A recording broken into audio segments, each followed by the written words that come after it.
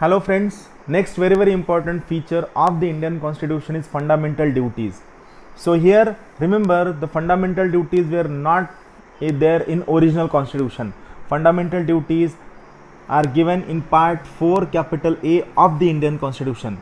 One point which should be remembered by every new aspirant: whenever there is capital letter added to a word, it means this part or this point is added in the Indian Constitution by Constitutional Amendment Act. Remember this simplest point. So fundamental duties are added by 42nd Amendment Act 1976. Very important point. It is added by 42nd Amendment Act 1976. This amendment added 10 fundamental duties. It was on the recommendations of Swarn Singh committee. It was not original part of the constitution. Again we made amendment in the fundamental duties through 86th Amendment Act, and we added 11th fundamental duty. Remember one important point: currently our constitution has 11 fundamental duties. Very important point. Next important point: fundamental duties are non-justiciable part of the Indian Constitution. It means if anyone do not follows fundamental duties, you cannot approach directly to Supreme Court or High Court. You have to go through proper legal procedure. So here one simple prelims bit we can get out of the 3 points about, that is about fundamental right, then fundamental duties, and about DPSP. Only fundamental rights are justiciable, whereas fundamental duties and DPSPs are non-justiciable part of the Indian Constitution. This must be remembered. So remember, fundamental rights are justiciable part of the Constitution, whereas fundamental duties and DPSPs are non-justiciable part of the Indian Constitution. Next important feature: India is a secular state. We have dealt with this point in detail during the point preamble. I will repeat this point once again. India is a secular state. First important bit: the word secularism was not there in original constitution. The word secularism is added by 42nd Amendment Act 1976. 42nd Constitutional Amendment Act 1976 added the word secularism into Indian Constitution. Remember this point. The Constitution of India stands for a secular state. Very important thing. Here we have seen two types of secularism. One is positive secularism, second is negative secularism. When state treats all religions equally in terms of status and opportunities, it is a positive secularism. Whereas when there is complete separation between state and religion is a negative secularism. India has positive secularism, whereas most of the Western countries they follow negative secularism. Conceptually, positive secularism is more advanced than negative secularism. It is being followed in most of the Western economies where there is a complete detachment of state from the religion. Western countries follow negative concept of secularism. India has positive concept of secularism. These 2 points are very important for your prelims point of view. Then India has a single citizenship, whereas in case of USA there is a dual citizenship. India has single citizenship, USA has dual citizenship. What it means? What is meaning of this thing? It means a person in USA is a citizen of USA as well as he is a citizen of a particular state to which he belongs. In case of USA, a citizen has to show allegiance to both central as well as state laws, as well as he is entitled to get both central as well as state rights. He is entitled to get both set of rights, state right as well as central rights, as well as he has to follow both central law as well as state laws. Whereas in case of India, all citizens enjoy the same political and civil rights of citizenship irrespective of the state to which he or she belongs. They are entitled to equal political and civil rights of citizenship to whichever state he or she may belong. This is the beauty of Indian single citizenship. Now, this is important point. What are the various provisions of the Constitution which expresses secular character of the state? This was point asked many times in the prelims, so this you have to remember by heart. Which points of the Indian Constitution reflects that there is a secularism in Indian Constitution? So first thing, the secular word is added in the Indian Constitution by 42nd Amendment Act 1976. Preamble has a word secularism. Article 14, Article 15, then Article 16. All these three articles, they reflect the secular character of Indian Constitution. We are going to study all these articles in detail during the chapter on fundamental rights.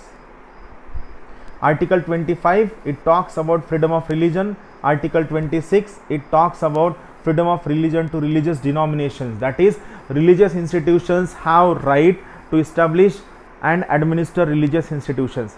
In simple terms, Article 25, it talks about individual freedom of religion. Article 26, it talks about collective freedom of religion.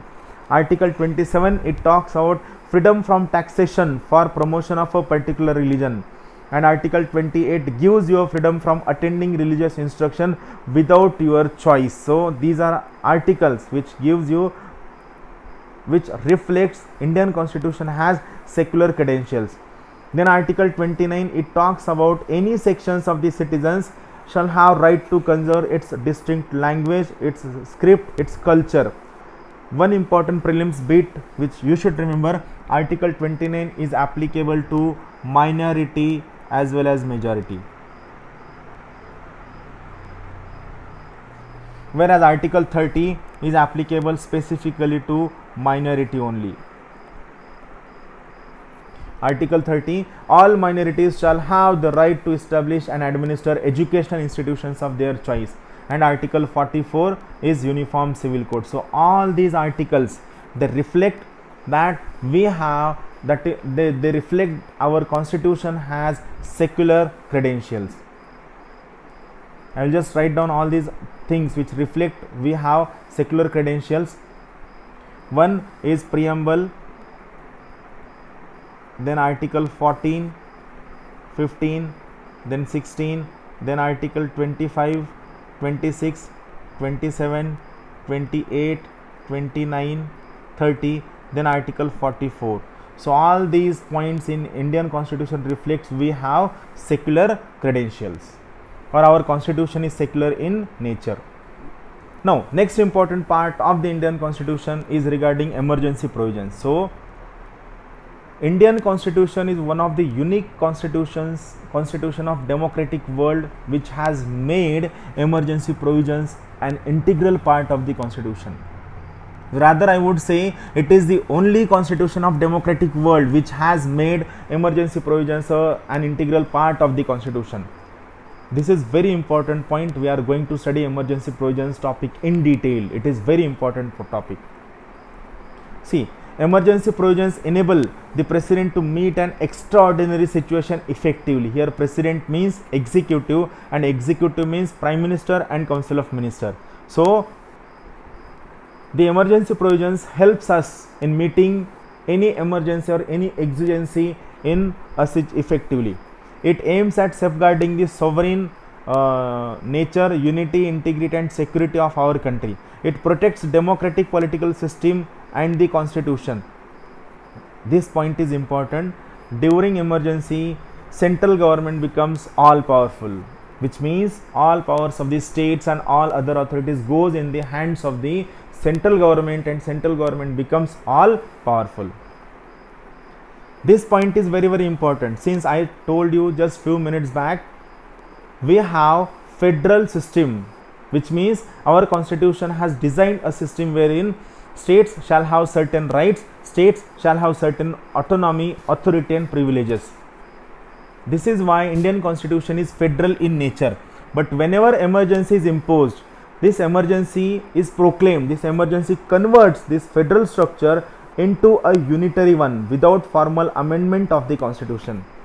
The meaning of this line says, whenever emergency is proclaimed, whenever emergency is announced, the rights, authorities of state government goes in the hands of the central government, and central government becomes all powerful. Article 352, it talks about national emergency, but here one point must be remembered. The word national emergency is not used anywhere in the Constitution. I repeat once again, the word national emergency is not used anywhere in the Constitution.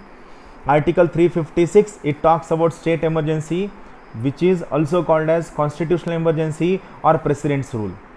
And Article 360, it talks about financial emergency. Remember this thing, Article 360, it talks about financial emergency.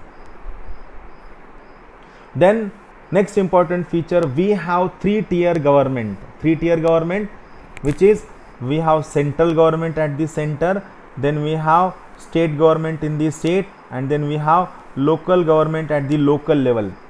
So this three-tier government has realized the dream of Mahatma Gandhi, which was democratic decentralization, which was Swaraj was the dream of Mahatma Gandhi, which was being aimed at to be achieved through three-tier government. That is, we have central government, we have state government, we have local government. In case of three-tier government, 73rd Amendment Act is very, very important. 73rd Amendment Act 1992, it added a provision for rural local government. Now what this rural local government involves? It involves the structure of democratic decentralization in rural areas, which involves like there is Gram Panchayat, then there is Panchayat Samiti, then there is ZP. So it is about rural local government. The most important article for 73rd Amendment Act is Article 243G.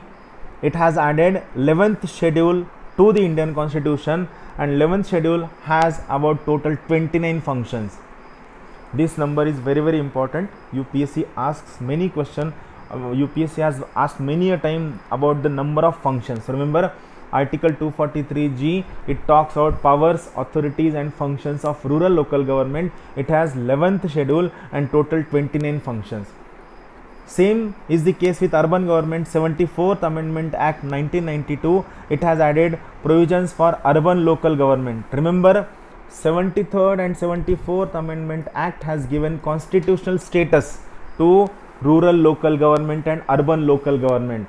Then this particular point involves Article 243W, very, very important article. It talks about 12th schedule and total 18 functions. So these points are very, very important. 73rd Amendment Act, Article 243G, 11th schedule, 29 functions.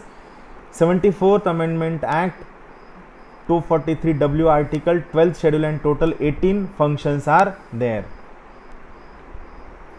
Recent amendment has been made in the three-tier government. It has added 97th Amendment Act in 2011. It gave constitutional status and protection to cooperative societies, the most important backbone of rural economy. 97th Amendment Act gave constitutional status to cooperative societies. It empowers Parliament with respect to multi-state cooperative societies, and it empowers state legislature with respect to cooperative societies in the state. So Parliament shall have rights over multi-state cooperative societies, whereas state legislature, state assembly shall have right over the cooperative societies in the state. Then next important feature is universal adult franchise. As discussed many a time, whenever the question or whenever the point on universal adult franchise comes, you have to remember three important factual bits. One is Article 325, it talks about no discrimination. Second is Article 326, it talks about universal adult franchise. And third important bit, 61st Constitutional Amendment Act 1988. This Amendment Act reduced voting age from 21 years to 18 years. Remember this thing. I repeat once again, whenever the point on elections or universal adult franchise comes, you have to remember these three factual bits in a very clear manner. One is Article 325, which talks about no discrimination. Second is Article 326, which says universal adult franchise. And third is 61st Amendment Act, which reduced voting age from 21 years to 18 years. Article 325, what says in words, no discrimination while making an inclusion in electoral roll. That is electoral roll, which makes a person to be eligible to vote in the elections.